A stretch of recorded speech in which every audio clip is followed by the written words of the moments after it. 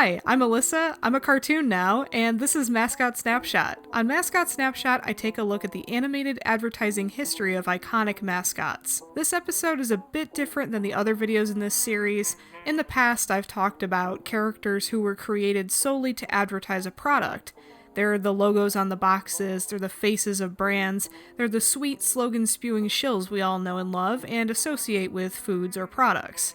They haven't really had any success in film or TV, though Chester Cheetah certainly did try the TV thing briefly. But this episode is all about another iconic animated feline's rise to fame, and his role as the face of insurance companies, VHS tapes, artificial sweeteners, and home insulation. Let's take a look at the mascot history of the Pink Panther.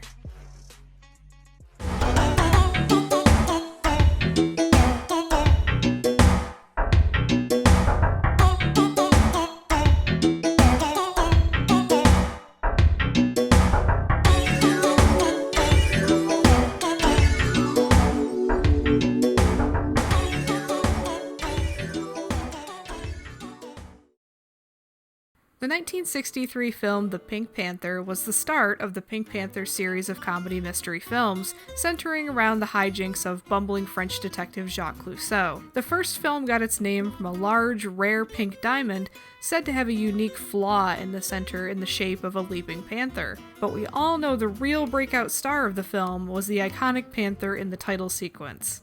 Pink Panther director Blake Edwards knew animator David DePatie, co-founder of animation studio DePatie Freeling alongside Friz Freeling, from his time working at Warner Brothers. Edwards tasked his studio with designing a Pink Panther character to be used for advertising for the film. Out of 100 different designs, one by artist Holly Pratt of the character sitting with a cigarette holder in his hand made the cut, and was used on letterheads and cards. And the Pink Panther director was interested in a fully animated sequence of the character playing with the names in the credits. The film was successful, but the title sequence was a smash hit in its own right. At a few of the first screenings of the film, the projectionists would stop the film after the titles so the crowd could gather themselves and settle down from laughter to watch the rest of the film. Rumor has it that moviegoers would return to watch the film multiple times just to watch the titles and leave. And who could blame them? Fun antics with a stylish and beautifully animated character, accompanied by an Oscar-nominated, equally iconic theme song, is a total recipe for success. DePatie, seeing potential for the future of the character, pitched a series of theatrical shorts to distributor United Artists, who struck up a deal for 156 shorts. 92 of these shorts were released theatrically from 1964 to 1969, when the remaining shorts would begin airing on the Pink Panther show with a newly added laugh track. Uh-oh. There's more hair than meets the eye. Now look what you did. You've deferred yourself. The Pink Panther was silent, cool, and a little more mature than other animated characters at the time. The first of these shorts, 1964's The Pink Fink, featured the panther in a battle over paint color with an unnamed character known as the Little Man. The short went on to win the Academy Award for Animated Short Film. The Pink Panther show had a remarkable run not only from 1969 to 1978 on NBC, but 1978 to 1980 on ABC, beginning syndication the same year. The show's various shorts and specials were regularly repackaged and had many different names, including The Pink Panther Show, The New Pink Panther Show, The Pink Panther and Friends, and it's the all-new Pink Panther Laugh-and-a-Half Hour-and-a-Half show introducing Mr. Jaw. The Pink Panther was a very busy cat starring in his own series for most of the 70s, but it wasn't his only gig. Let's rewind a little bit, back to the Pink Panther film title sequences. The Pink Panther film franchise had a number of entries and a number of fun title sequences to match. DePatie Freeling Enterprises wasn't the only studio to breathe life into these credits. Two films in the series, 1975's The Return of Pink Panther and the following year's The Pink Panther Strikes Again, featured title sequences created by Richard Williams Animation Studio. If you know anything about animation, you probably know about Richard Williams. I've talked about some of his studio's other amazing advertisement mascot work before, and most certainly will again in future videos, but Richard Williams is perhaps best known for his work on the iconic classic Who Framed Roger Rabbit and his staple animation guidebook, The Animator's Survival Kit. You can spot a Richard Williams production a mile away. Everything moves so buttery smooth, since Williams was known for animating on-ones, meaning a unique drawing on every single frame of animation, versus the more common on-twos or a new drawing every other frame. This sort of fluid movement wasn't and isn't typical of anything animated for TV, especially not commercials, and it really sets these ads apart from the rest. Both of these studios who brought the Pink Panther to life on the silver screen also made a salesman out of him.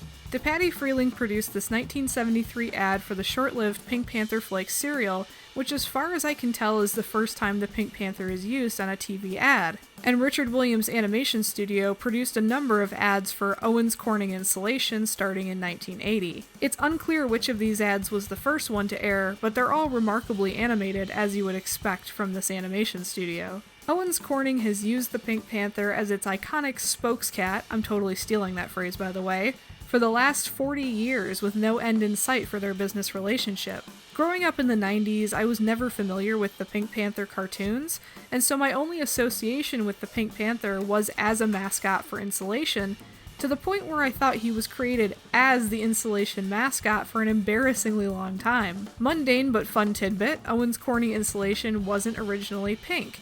Pink coloring was added in 1956 when the company was testing out a new formula to distinguish the new stuff from the old stuff because installers were asking for the pink insulation. It obviously stuck, and with the genius marketing tie-in, I now will forever associate the Pink Panther with the smell of a Home Depot. Other animators helped continue the Pink Panther's spokescat role. This Owens Corning ad featured a slight redesign of the character, the work of animator Bill Pressing. Pressing went on to win a 1998 Daytime Emmy Award for his work on the Rosie O'Donnell show main titles. Throughout the 80s, because a warmer house makes for a cool cat. The 90s, with pink insulation from Owens Corning, the 2000s, and today, the Pink Panther remains the face of Owens Corning, even if the look of his face has arguably changed for the worse. The Panther wasn't just selling insulation and cereal throughout the years, though. In 1979, he was an insurance salesman. In the 80s, he was selling antacid. This commercial was directed by Sergio Simonetti at British animation studio Dragon Productions and was the first British ad featuring the character not created by Richard Williams. Simonetti and Dragon Productions created a number of gorgeous ads. I mean, just look at this. Wouldn't you pay to see a movie animated like this? It's so beautiful. Richard Williams Animation didn't stop at making insulation commercials with the Panther. They also had him selling VHS tapes in the mid-80s.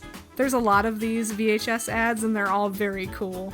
I think they really show the cool, hip style of the Pink Panther character. With the release of the 2006 Pink Panther remake starring Steve Martin, the mascot had even more commercial work headed his way.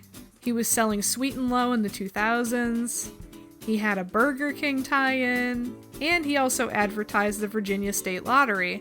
This ad created by Studio Flicker Lab was intended to pay homage stylistically to the original Pink Panther shorts. The silver screen smooth-moving cat was also back in the movies as the star of the opening credit sequences for the remake and its 2009 sequel.